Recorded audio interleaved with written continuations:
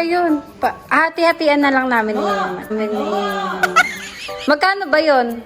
800, 900, o, tigti 300 tayo. Hati-hati na kami. Yun na lang po yung pinamalit natin. Tita, wala yung shoes. Hindi po. Ayan yun. Ayan yun. Bumili na kami.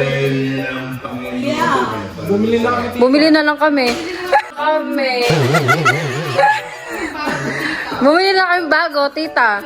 Eto pera. Eto pera.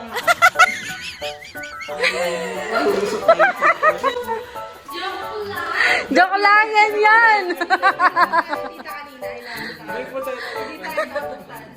Ganyan. Opo. Hindi po na lang ito titin at dahil nagpunta po tayo sa grocery store. Oo, kaya.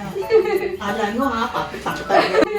Alam mo ha, papitak tayo.